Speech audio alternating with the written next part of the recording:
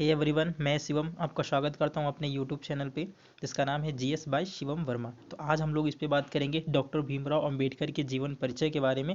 और ये केवल जीवन परिचय नहीं है, इनके महत्वपूर्ण तथ्यों को हम लोग यहाँ पे शामिल करेंगे, इनके राजनैतिक करियर को शामिल करेंगे और इन्होंने देश के लिए, महिलाओं के लिए, बच्चों के लिए, अनुसूचित जाति के लिए, पिछड़े वर्गों के लिए, अल्पसंख्यकों के लिए क्या क्या किए, इनके अहम अहम सवालों को भी हम यहाँ पे डिस्कशन करने वाले हैं। तो गाइस, ये मॉडर्न हिस्ट्री का बहुत ही बेस्ट सिलेबस है, तो आप लोग इसको पढ़िए और इस पर अपने विचार रखिए। ठीक है, तो मैं यहाँ से शुरू करता हूँ अपनी क्लास को। और अगर वीडियो आपको पसंद आ जाए तब आप लोग लाइक करिएगा और शेयर जरूर कर दीजिएगा। ठीक है गाइस, तो चलिए शुरुआत करते हैं हम लोग डॉक्टर भीमराव अंबेडकर के बारे में। वैसे तो डॉक्टर भीमराव अंबेडकर जो है, इनको दलितों का मसीहा कहा जाता है, लेकिन केवल दलितों का मसीहा कहना इनके लिए उचित नहीं है, क्योंकि इन्होंने दलितों के अलावा भी पिछड़े अन्य वर्गों के लिए बहुत सारे काम किए थे। जैसे महिलाओं के लिए इन्होंने बहुत सारे काम किए जो अकल्पनीय हैं। और दूसरी बात में कहें हम तो ऐसे कह सकते हैं कि अल्पसंख्यकों के अधिकारों को भी दिलाने में इन्होंने महत्वपूर्ण भूमिका निभाई। तो केवल दलितों का मसीहा कहना ये उचित नहीं है ऐसी महान शख्सियत के ऊपर। ठीक है, तो आज हम शुरू करते हैं डॉक्टर भीमराव अंबेडकर के बारे में। तो सबसे पहले हमें ये जानना होगा कि डॉक्टर भीमराव अंबेडकर का जन्म कहाँ हुआ था। एक्चुअली में यही बात लोगों को बड़ा कन्फ्यूजन करती है। लोग सोचते हैं इनके जन्म के बारे में, मैंने जितने लड़कों को पढ़ाया उनमें बहुत सारे लड़कों को ये डाउट था कि डॉक्टर भीमराव अंबेडकर का जन्म हुआ कहाँ था एक्चुअली में। तो आज मैं आपको ये बात दूर कर रहा हूँ कि आज के बाद आप कभी नहीं बोलेंगे कि डॉक्टर भीमराव अंबेडकर का जन्म कहाँ हुआ था। ठीक है, तो गाइस, डॉक्टर भीमराव अंबेडकर का जो जन्म था वो महू, ठीक है, स्पेलिंग याद रखना, ये वाला महू, ठीक है, महू मध्य प्रदेश, ठीक है, मध्य प्रदेश में हुआ था। और ये मध्य प्रदेश के किस किस जिले में स्थित है, तो आप लोग बताओगे मध्य प्रदेश के इंदौर जिले में ये महू स्थित है। और ये कहाँ पर है, तो ये मध्य प्रदेश में स्थित है। ठीक है, मध्य प्रदेश में इनका जन्म हुआ था, महू स्थान है और जिला है इंदौर। तो आज के बाद आपको कन्फ्यूजन नहीं होना चाहिए बिल्कुल भी। और अगर हम इनकी जन्म की बात करें तो इनका जन्म जो था वो 14 अप्रैल को हुआ था। ठीक है, कब हुआ था, 14 अप्रैल 1851 को जन्म हुआ था और 1956 को इनकी क्या हो जाती है, मृत्यु हो जाती है। ठीक है गाइस, तो चलिए अब हम क्लास को आगे बढ़ाते हैं और देखते हैं इन्होंने जो तथ्य दिए थे, इन्होंने जो अपने विचार रखे थे, उन्हीं विचारों के साथ आज की क्लास को शुरुआत करते हैं। जैसे इन्होंने कहा था, शिक्षा शेरनी का वह दूध है जो जितना पिएगा उतना दहाड़ेगा। तो बिना शिक्षा के आप अपना उत्थान सोच भी नहीं सकते। शिक्षा बहुत जरूरी है। भले ही आप सरकारी नौकरी के लिए ना पढ़ रहे हो, लेकिन शिक्षा जो है वो कई मायनों में आपके लिए बहुत ही बेहतर साबित हो सकती है। दूसरी बात इन्होंने कहा था कि शिक्षित बनो, संगठित रहो और संघर्ष करो।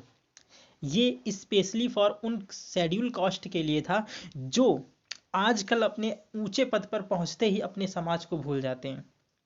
एक्चुअली में अगर भीमराव अंबेडकर भी ने ऐसा किया होता तो आज हमारा समाज जो है वो अपने अधिकारों से वंचित रहा होता, क्योंकि उनके पास क्या नहीं था, उनके पास वो सब कुछ था जो एक राजा वाली जिंदगी व्यतीत कर सकते थे। लेकिन उन्होंने वो सब स्वीकार नहीं किया और अपने समाज के अधिकारों के लिए लड़ते रहे। और आज आज जब हमको वो अधिकार मिल गए हैं और आज हम अगर ऊंचे पद पर पहुंच जाते हैं तो अपने समाज को हम दूर छोड़ देते हैं और किसी अन्य समाज के लोगों के लिए हम कार्य करने लगते हैं।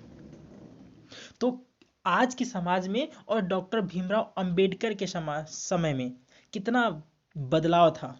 उन्होंने देश के लिए, अपने समाज के लिए कुछ करना चाहा।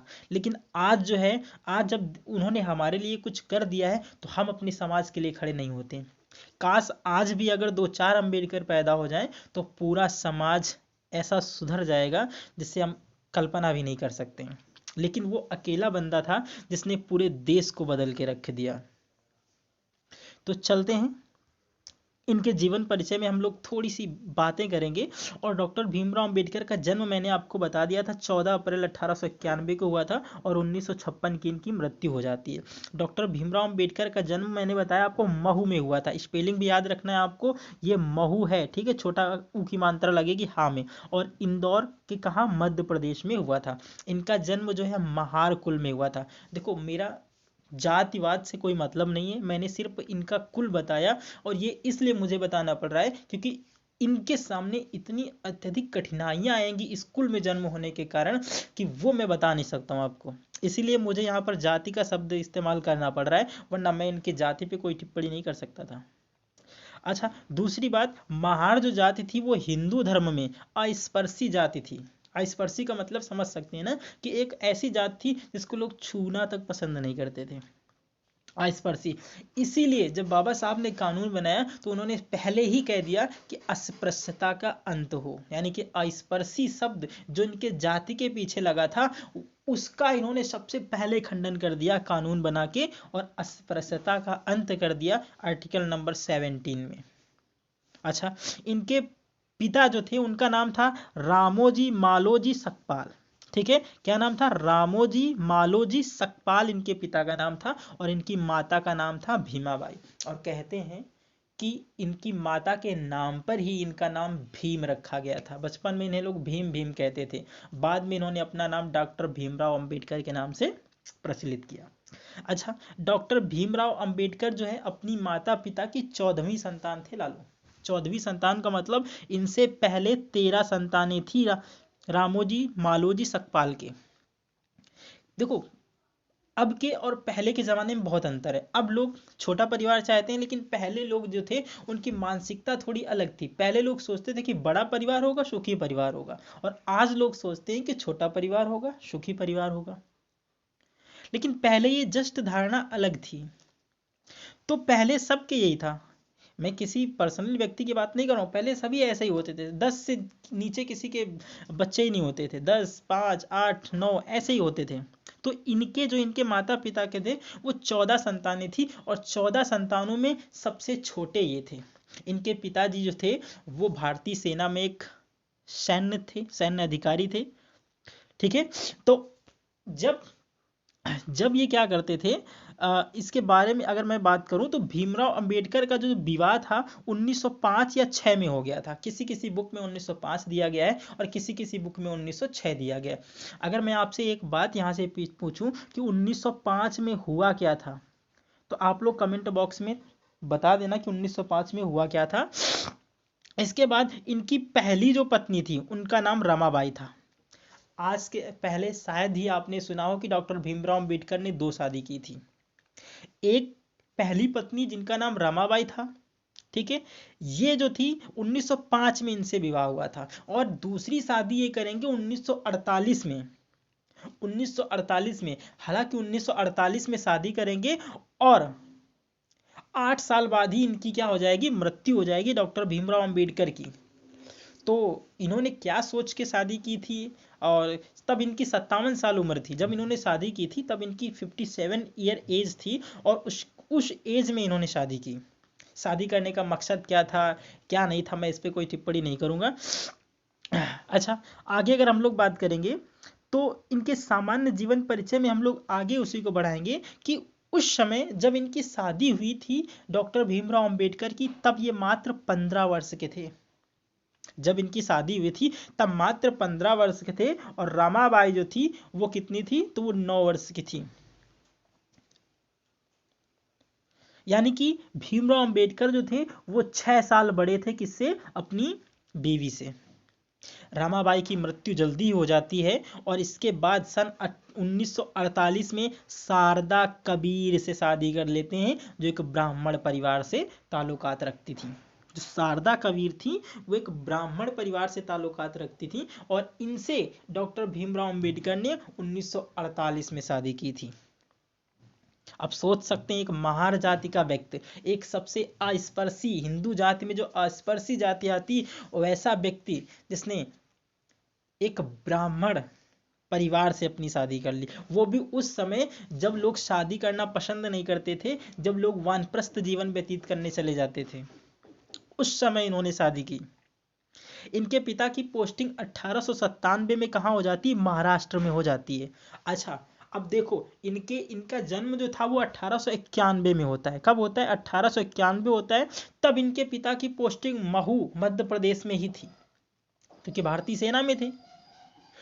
अच्छा, 1891 में जन्म के बाद जब 1897 आता है, यानी कि 6 वर्षों के बाद इनके पिता की जो पोस्टिंग थी वो कहाँ हो गई, महाराष्ट्र के सतारा में हो गई। महाराष्ट्र के कहाँ, सतारा में हो गई।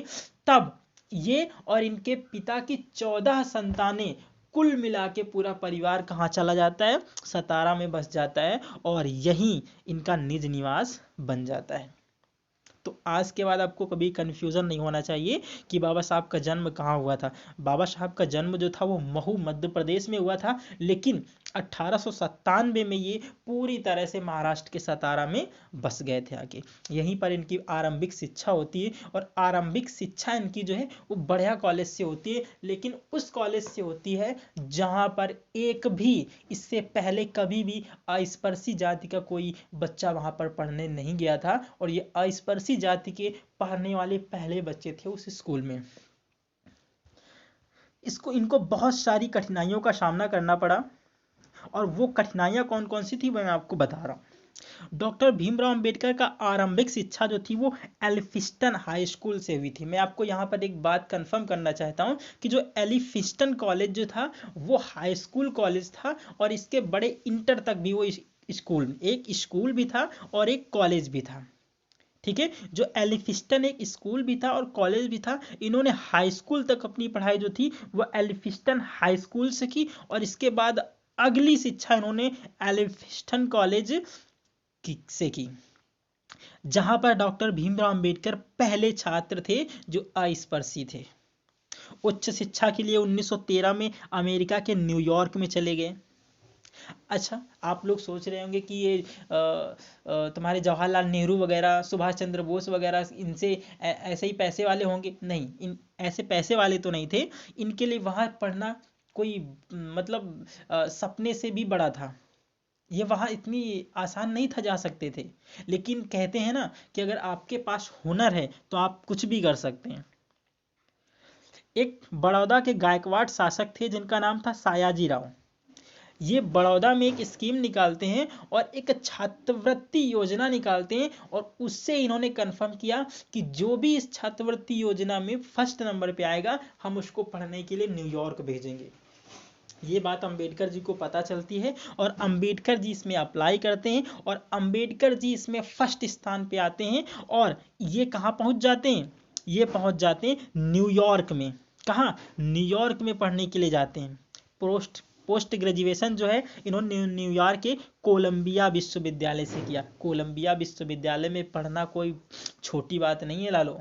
यहाँ पर पढ़ने के लिए अच्छे अच्छे स्टूडेंट जो है ना वो ऐसे ही जाने कितने समय तक तैयारी करते रहते हैं, फिर भी नहीं हो पाता है। लेकिन भीमराव अंबेडकर साहब जी ने छात्रवृत्ति योजना का लाभ उठाया और कोलंबिया विश्वविद्यालय न्यूयॉर्क में एडमिशन ले लिया। अच्छा, इसके बाद इन्होंने क्या किया, उस समय जब इन्होंने वो छात्रवृत्ति योजना में पार्टिसिपेट किया था, उसकी जो छात्रवृत्ति थी वो 755 रुपये प्रति माह थी। वो 755 रुपये, आज के तुम 7 लाख रुपए जोड़ लो, 755 रुपये प्रतिमाह इनकी छात्रवृत्ति योजना थी। और इसी 755 रुपये से इन्होंने न्यूयॉर्क में पोस्ट ग्रेजुएशन की पढ़ाई पूरी कर ली। इसके बाद अक्टूबर 1916 में आते हैं ये, और इसके बाद लंदन में चले जाते हैं कानून की पढ़ाई करने के लिए। अब देखो, अब इनको प्लेटफॉर्म मिल चुका था। एक बार अगर किसी व्यक्ति को प्लेटफॉर्म मिल जाए, अगर वो एक बार उठ जाए तो फिर उसको सहारा देने की जरूरत नहीं होती है, फिर वो अपने आप से खड़ा हो जाता है, और अपने आप से खड़ा होने के बाद अपने आप से दौड़ने लगता है। तो वैसे ही डॉक्टर भीमराव अंबेडकर के साथ हुआ, जब बड़ौदा के गायकवाड़ शासक ने इन्होंने छात्रवृत्ति योजना से जो 755 रुपये प्रतिमाह थी इनको भेजा न्यूयॉर्क पढ़ने। उसके बाद इन्होंने सब अपने आप से कर लिया। कानून की पढ़ाई लंदन में जाकर पूरी की। इसके साथ ही जब लंदन में कानून की पढ़ाई पढ़ रहे थे, उसके साथ साथ इन्होंने लंदन स्कूल ऑफ इकोनॉमिक्स में एडमिशन ले लिया। और डॉक्टर भीमराव अंबेडकर जो है किसी भी सब्जेक्ट में इनको पीछे नहीं रख सकते थे आप। हर सब्जेक्ट में अपने टॉप थे। इकोनॉमिक्स ले लो, पॉलिटिकल साइंस ले लो, तुम्हारा कानून की पढ़ाई ले लो, सब में टॉप करते थे ये। अच्छा, ये इतने ज्यादा पढ़ने में होशियार थे कि भारत सरकार उसी समय 1919 का अधिनियम तैयार कर रही थी। जो मार्ले मिंटो सुधार अधिनियम आया था 1919 में, जब वो तैयार किया जा रहा था, उसी अधिनियम में डॉक्टर भीमराव अंबेडकर को अपने विचार प्रस्तुत करने के लिए अंग्रेजों ने शामिल किया कि देखिए इसमें क्या क्या गलत हो सकता है और क्या क्या सही हो सकता है। आप सोच सकते हो यहाँ पर कितने पावरफुल माइंड के डॉक्टर भीमराव अंबेडकर थे। अच्छा, इसके बाद की अगर हम लोग बात करते हैं, लेकिन जब इनको शामिल किया अंग्रेजों ने तो भारत में उस समय बड़ी बड़ी पार्टियां थी, जैसे कांग्रेस पार्टी थी, मुस्लिम लीग पार्टी थी, इन्होंने इनका सपोर्ट नहीं किया, इन्होंने इनकी बात मानी ही नहीं, क्योंकि डॉक्टर भीमराव अंबेडकर अपने समाज के अधिकारों की बात कर रहे थे। उन्होंने कहा था जब 1909 में यूरोपियों को, 1909 में जब मुस्लिमों को सांप्रदायिक निर्वाचन प्रणाली के तहत आरक्षण मिला था तो हमें क्यों आरक्षण नहीं दिया गया, जबकि समाज में पहले आरक्षण का अधिकार जो था वो दलित वर्ग रखा था, क्योंकि दलित वर्ग को 1000 सालों से वो उस विशेष तबके के द्वारा दबा के रखा गया था जो आज भी बड़ा संगठित था। सबसे पहला जो तुम्हारा आरक्षण का हकदार था वो दलित समुदाय था। मैं किसी राजनीतिक पार्टी की विषय से बात नहीं कर रहा हूं, मैं अपने विचार रख रहा हूं यहाँ पर कि सबसे पहले अगर किसी को अधिकार मिलना चाहिए था तो वो था दलित वर्ग, क्योंकि सबसे पीड़ित वर्ग था ये दलित वर्ग। इसके बाद अंग्रेजों ने किया क्या कि मुस्लिमों को सांप्रदायिक निर्वाचन प्रणाली के तहत क्या दे दिया, आरक्षण दे दिया। अब आप लोग पूछ रहे होंगे जो सांप्रदायिक निर्वाचन प्रणाली थी वो होती क्या थी। तो सांप्रदायिक जो निर्वाचन प्रणाली थी इसमें किया क्या जाता था कि इस सांप्रदायिक निर्वाचन प्रणाली के तहत जिस वर्ग के लिए सीटों को आरक्षित किया जाता था वही वर्ग केवल चुनाव भी लड़ सकता था और वही वर्ग केवल चुनाव में वोट डालने का अधिकार भी रखता था। बाकी जितने भी लोग थे उनको ना तो खड़े होने का अधिकार मिलेगा और ना ही वोट डालने का अधिकार मिलेगा। ये थी सांप्रदायिक निर्वाचन प्रणाली। इसके बाद 1919 का जो मार्ले मिंटो सुधार अधिनियम आता है उसके द्वारा भारत में सांप्रदायिक निर्वाचन प्रणाली के तहत भारत में जो सिख थे, यूरोपीय थे और ईसाई थे, इनको भी सांप्रदायिक निर्वाचन प्रणाली के तहत भारत में आरक्षण मिल जाता है। लेकिन यहाँ पर भी गौर करने वाली बात है कि दलित वर्ग को आरक्षण से वंचित कर दिया गया। अब देखना, जब 1909 में मार्ले मिंटो सुधार अधिनियम आया था, 1909 में जब मार्ले मिंटो सुधार अधिनियम आया था, जब उस समय मुस्लिम समुदाय को आरक्षण दिया गया था, तब भारत की किसी राजनीतिक पार्टी ने विरोध नहीं किया था। अब जब 1919 का अधिनियम आएगा, सिखों को, यूरोपियों को, ईसाइयों को भी आरक्षण दे दिया गया, तभी भारत की किसी पार्टी ने विरोध नहीं किया इसका। लेकिन जब दलितों को आरक्षण मिलेगा तब भारत की जितनी भी पार्टियां होंगी सभी इसका विरोध करने उतर आएंगी। यही बात बस डॉक्टर भीमराव अंबेडकर को जीवन भर खटकती रही और इसी बात के लिए उन्होंने कभी कांग्रेस का समर्थन नहीं किया। अच्छा, आगे आते हैं। डॉक्टर भीमराव अंबेडकर ने सन 1920 में दलितों को प्रस्तुत करने के लिए इन्होंने साप्ताहिक पत्रिका मूक नायक को लिखना शुरू किया। बहुत बार एग्जाम में पूछा जाता है कि जो मूक नायक पत्रिका थी इसको किसके द्वारा लिखा जाता था। तो जो मूक नायक पत्रिका थी इसको डॉक्टर अंबेडकर के द्वारा लिखा जाता था। और इसको कब लिखा गया था, 1920 में इसको लिखना शुरू किया गया। और ये एक साप्ताहिक पत्रिका थी जिसमें दलितों को प्रस्तुत किया जाता था डॉक्टर भीमराव अंबेडकर के द्वारा। 1923 में ये अपनी बैरिस्टर की डिग्री प्राप्त कर लेते हैं और 1924 में इन्होंने बहिष्कृत हितकारिणी सभा की स्थापना की। बहिष्कृत हितकारिणी का मतलब था कि अपने समाज के अधिकारों के लिए लड़ना। अच्छा, आप लोग पूछेंगे बहिष्कृत हितकारिणी सभा का अर्थ क्या था। तो बहिष्कृत का मतलब होता है ऐसा समाज जिसका बहिष्कार किया गया हो, और हितकारिणी मतलब उनके हित में काम करना। तो ऐसा समाज जिसको पहले उच्च वर्गों के द्वारा बहिष्कार कर दिया गया था, उस समाज के लिए कुछ काम करना, ये था बहिष्कृत हितकारिणी सभा का मतलब। इसकी स्थापना 1924 में की थी डॉक्टर भीमराव अंबेडकर ने। अच्छा, बहिष्कृत हितकारिणी जो सभा थी इसके मुख्य कार्य क्या थे जो इन्होंने किए। तो सबसे पहला, अस्पर्शी लोगों को नैतिक और भौतिक दशा को सुधारना। जो छुआछूत से ग्रसित व्यक्ति थे उनके नैतिक जीवन को और भौतिक दशा को सुधारना ही इसका मुख्य लक्ष्य था। दूसरा, अछूतों, जिसको कोई छूना पसंद नहीं करता था उसको मंदिर में प्रवेश करने का अधिकार दिलाना, ये भी हितकारिणी सभा का मुख्य उद्देश्य था। दूसरा, जनसाधारण लोगों के लिए कुएं से पानी भरने का अधिकार दिलाना। अब यहां से सोच लो तुम, अगर यहां से आपके मन में थोड़ा सा भी अगर हमदर्दी आ जाए ना तो आपके आंखों में आंसू आ जाने चाहिए। 1000 साल बीत चुके थे, दलित वर्ग को पानी पीने का अधिकार नहीं था कुओं से। जिन कुओं में जो सवर्ण लोग थे, जो उच्च वर्ग का लोग था, वो पानी पीने जाता था, वहां पर दलितों को पानी पीने का अधिकार तक नहीं था। किस भारत की बात कर रहे थे हम लोग? किस आजादी की बात कर रहे थे? डॉक्टर भीमराव अंबेडकर को बस यही बात जीवन भर खटकती रही कि हम लोग किस आजादी की बात कर रहे हैं। नैतिक आजादी तो मिली नहीं है हमें, जो हमारे भारत के लोगों ने ही हमें बंधुआई में रखा है वो आजादी तो हमको मिली नहीं है, तो हम किस आजादी की बात कर रहे हैं? अच्छा, कहते हैं ना कि अगर आप किसी समाज से आप थोड़ा सा उठ रहे हो ना तो सबसे पहले आपको दबाने का काम जो है ना वही समाज करेगा। तो डॉक्टर भीमराव अंबेडकर को सबसे ज्यादा अगर किसी समाज से अवहेलना झेलनी पड़ी तो उनका खुद का ही समाज था। सबसे ज्यादा बुराइयां जो थी वो डॉक्टर भीमराव अंबेडकर को खुद के समाज के लोगों के द्वारा सहनी पड़ी। खुद का समाज इनका इतने विरोध में आ चुका था बाबा साहब अम्बेडकर के कि यहाँ तक जब ये संविधान सभा में इनका निर्वाचन हो रहा था तो इनके खुद के समाज के द्वारा कहा गया था कि डॉक्टर भीमराव अंबेडकर के लिए संविधान की दरवाजा तो क्या, इनके लिए संविधान सभा की खिड़की तक नहीं खुलने देंगे। सोचो, ऐसे ऐसे लोग थे उस समय जिसके लिए बाबा साहब ने इतना अपना पूरा जीवन संघर्ष में व्यतीत कर दिया, वो लोग अभी भी ऐसा कर रहे थे। 1948 की बात है। अच्छा, डॉक्टर भीमराव अंबेडकर 1939 में पूरी तरह से राजनीति में उतर आते हैं। 1927 में साइमन कमीशन का गठन किया गया था और इसको 1928 में भारत आना था। 1928 में भारत आया, भारत के लोगों के द्वारा इसका विरोध किया गया, साइमन गो बैक के नारे लगाए गए।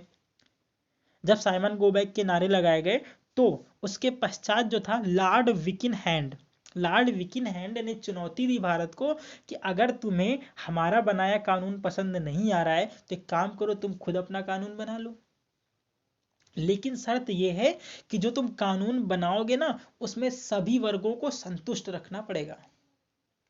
अच्छा, भारत की कांग्रेस पार्टी ने और मुस्लिम लीग ने हाँ कर दिया।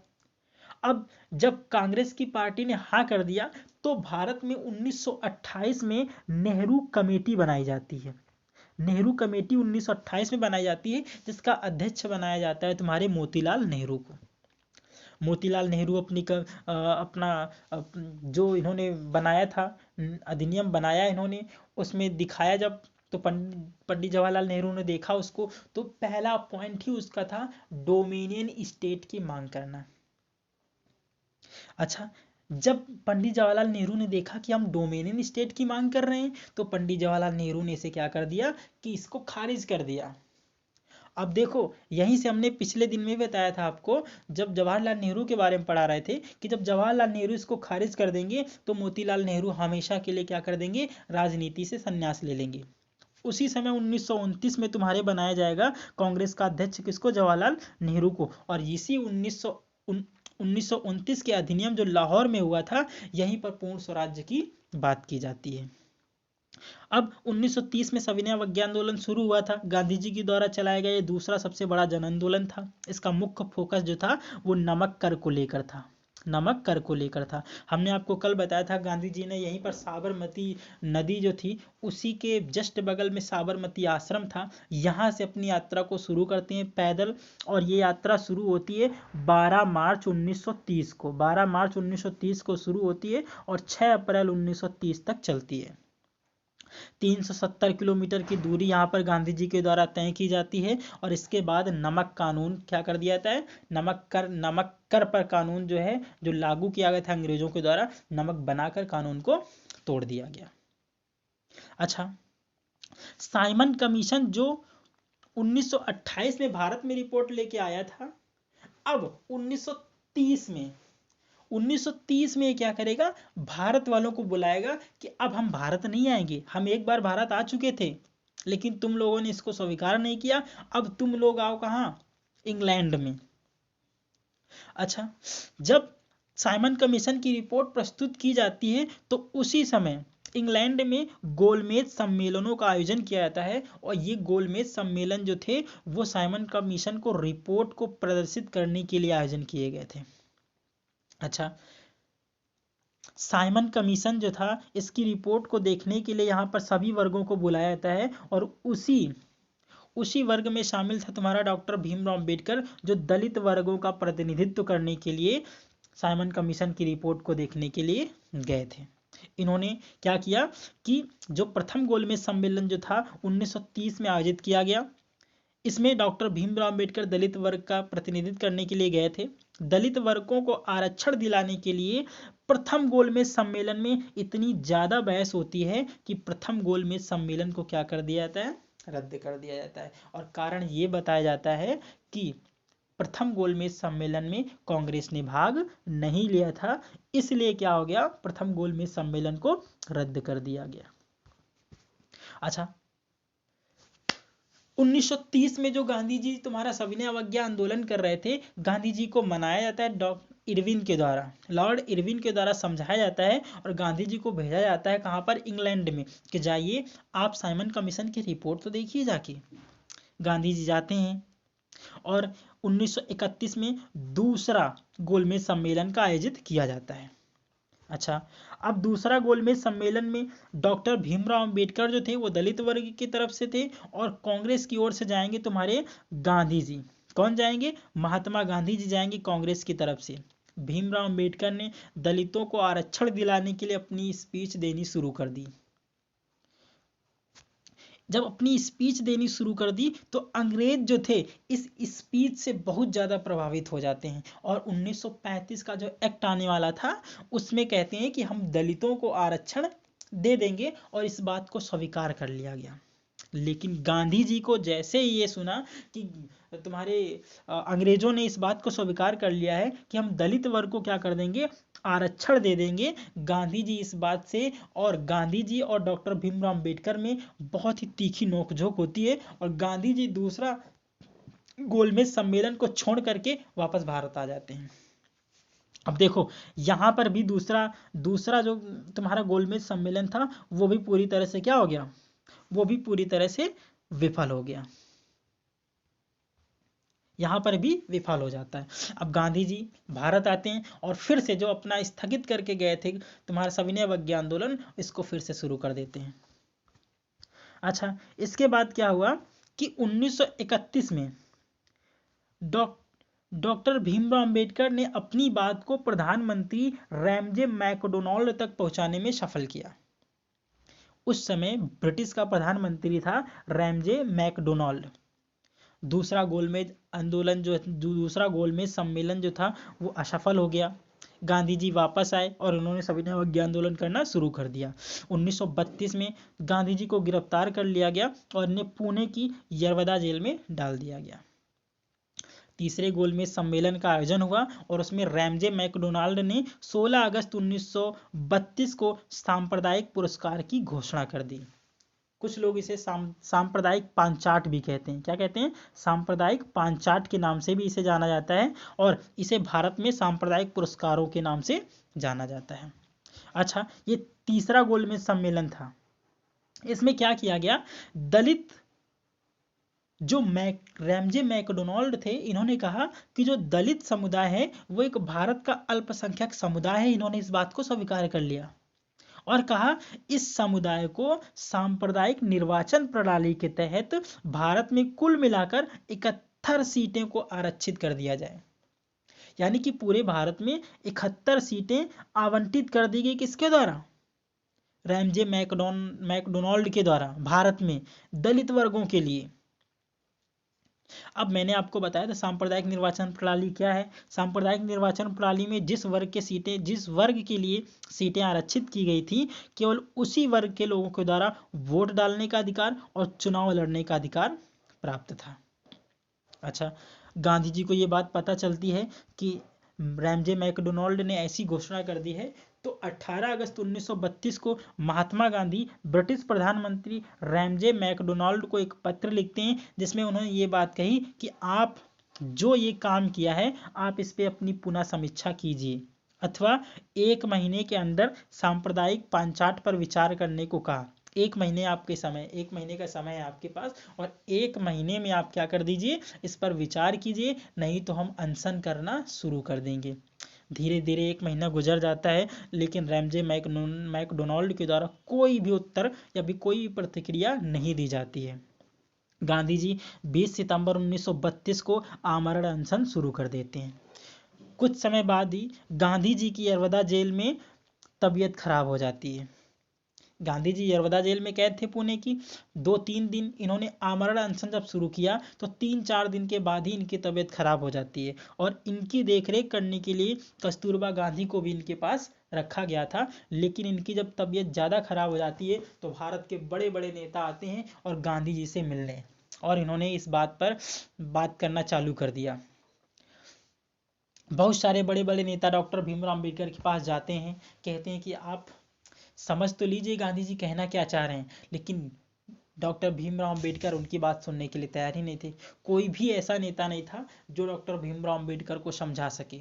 डॉक्टर भीमराव अम्बेडकर ने कहा था कि जब 1909 में मुस्लिमों को आरक्षण दिया गया, 1919 में सिख, यूरोपीय ईसाइयों और सिखों को आरक्षण दिया गया था, तब किसी ने नहीं बोला। जब आज हमारे समुदाय को, आज हमारे वर्ग को अधिकार मिला है, आरक्षण मिला है, तब ये लोग सब क्यों अनशन शुरू कर रहे हैं। तुम्हारे डॉक्टर भीमराव अम्बेडकर इस बात से दुखी थे, इस बात से उन्हें बहुत क्रोध था महात्मा गांधी के ऊपर। लेकिन मदन मोहन मालवीय जाते हैं और डॉक्टर भीमराव अम्बेडकर को समझाने में कामयाब हो जाते हैं, और डॉक्टर भीमराव अम्बेडकर आते हैं और महात्मा गांधी से मिलते हैं। महात्मा गांधी अपनी बात रखते हैं। महात्मा गांधी ने कहा, डॉक्टर भीमराव अम्बेडकर, मैं दलितों के आरक्षण के खिलाफ नहीं हूं, मैं तो चाहता हूं कि उनका अधिकार मिले, लेकिन अंग्रेज जिस सांप्रदायिक निर्वाचन प्रणाली के तहत आरक्षण दे रहे हैं, उसमें हिंदू से अलग हो जाएगा। दलित समुदाय पर हमेशा के लिए दलित होने का ठप्पा लग जाएगा। ये बात मुझे बहुत अच्छी लगी। दलित, अगर सोचो तुम, अगर अपने दिमाग से भी तुम सोचो कि अगर दलित वर्ग को अल्पसंख्यक घोषित कर दिया जाता, तो आज हम लोग दलित कहलाते। और अभी छत्तीसगढ़ की सरकार ने दलित शब्द पर बैन लगा दिया है। जिस व्यक्ति के द्वारा दलित शब्द का इस्तेमाल कर लिया जाएगा, उसको जेल में डाल दिया जाएगा। तो अगर हम लोगों को उस समय दलित वर्ग को, अगर वो सांप्रदायिक निर्वाचन प्रणाली के तहत हमको आरक्षण मिल जाता, तो आज भी हम लोग दलित कहलाए जाते। लेकिन महात्मा गांधी की जो वो सोच थी, वो आज काम आई, और हम लोग दलित का ठप्पा होने से लगने से हम लोगों को क्या कर लिया, बचा लिया गया। वरना कुछ समय के लिए हमको आरक्षण मिलता, और उसी आरक्षण के दम पे हमको दलित होने का ठप्पा लग जाता। डॉक्टर अंबेडकर जी को ये बात गांधी जी के पसंद आती है, और उन्होंने क्या कर दिया, वो वाला जो फैसला था रैमजे मैकडोनाल्ड को वापस कर दिया कि हम 71 सीटें नहीं लेंगे, और हम सांप्रदायिक निर्वाचन प्रणाली के तहत हम आरक्षण नहीं लेंगे। और इस बात को डॉक्टर भीमराव अम्बेडकर ने ठुकरा दिया। अच्छा, 1932 में जो गांधी जी और अम्बेडकर के बीच समझौता होता है, उसे पूना पैक्ट के नाम से जाना जाता है। एग्जाम में ना जाने कितनी बार पूछा गया है कि पूना पैक्ट कब हुआ था, तो 1932 में हुआ था, डॉक्टर भीमराव अम्बेडकर और महात्मा गांधी के बीच। 1935 आता है, और 1935 के तहत यह स्वीकार किया जाता है कि सामान्य निर्वाचन प्रणाली के तहत दलितों को आरक्षण दिया जाए। और उस समय दलितों को आरक्षण जो मिला, उसमें 147 सीटें भारत में दलितों के लिए आरक्षित की गई। किसी किसी बुक में 147 है और किसी किसी बुक में 148 है, तो मैंने यहाँ दोनों मेंशन कर दिया है। जिसमें दिया हो आप लोग वो यहाँ पे टिक कर सकते हैं आप। अच्छा, आप लोग कहेंगे कि सामान्य निर्वाचन प्रणाली क्या है? तो देखो, सामान्य निर्वाचन का मतलब है जैसे आज निर्वाचन होता है, हमने कहा आज महिलाओं के लिए सामान्य निर्वाचन में सीटें क्या कर दी जाती हैं, आवंटित कर दी जाती हैं। महिलाओं के लिए सीटें क्या कर देंगी, रिजर्व कर दी गई। 33% सीटें महिलाओं के लिए रिजर्व हैं। तो क्या उसमें केवल महिलाएं ही वोट डालेंगी, महिलाएं ही खड़ी होंगी? नहीं, इसमें केवल खड़ा होने का अधिकार महिला को होगा और वोट डालने का अधिकार तीनों जेंडर को होगा, वो चाहे पुरुष हो, चाहे महिला हो, चाहे सामान्य, ठीक है, चाहे दोनों में मिक्सअप हो, ठीक है, सबको वोट डालने का अधिकार है। बस खड़ा होने का अधिकार किसको, महिला, उसे कहेंगे कि हम ये क्या है, ये सामान्य निर्वाचन प्रणाली है। जबकि सांप्रदायिक निर्वाचन प्रणाली में क्या था कि उसमें खड़ा होने और वोट डालने का अधिकार दोनों उसी वर्ग के लिए था जिसके लिए सीटें आरक्षित की गई थी। अच्छा, नेक्स्ट की अगर हम लोग यहाँ पर बात करें तो 1936 में डॉक्टर भीमराव अंबेडकर ने स्वतंत्र लेबर पार्टी की स्थापना की और जब 1937 में चुनाव हुए तो 11 सीटें जीतने में ये जो पार्टी थी स्वतंत्र लेबर पार्टी कामयाब रही। 1942 में अनुसूचित जाति संघ की स्थापना की जाती है। डॉक्टर भीमराव अंबेडकर 1942 के जो आंदोलन था भारत छोड़ो आंदोलन, उसमें ये बात कहकर शामिल नहीं हुए कि अगर अंग्रेज भारत से चले जाएंगे तो क्या गारंटी है कि हमारे अधिकार मिलेंगे या नहीं मिलेंगे। डॉक्टर भीमराव अंबेडकर को अभी भी संतुष्टि नहीं थी। उनको ये लग रहा था कि कुछ नेता ऐसे थे जो डॉक्टर भीमराव अंबेडकर के बहुत खिलाफ थे। दलितों का आरक्षण तो मिल चुका था गांधी जी के द्वारा, लेकिन कुछ अभी बड़े बड़े नेता थे जो दलितों से बड़े नाखुश थे। वो डॉक्टर भीमराव अंबेडकर से बहुत जलते थे, वो उनसे अभी भी छुआछूत का व्यवहार कर रहे थे। इसके बाद 1946 में क्या होता है, संविधान सभा का चुनाव होता है।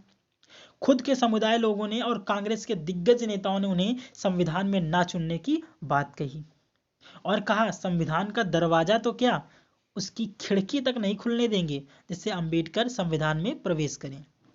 डॉक्टर अंबेडकर बॉम्बे से चुनाव लड़ने वाले थे, लेकिन इनको लगा कि हम चुनाव यहाँ से हार जाएंगे, तो ये बंगाल से चुनाव लड़ते हैं क्योंकि बंगाल में 45% दलित वर्ग था उस समय।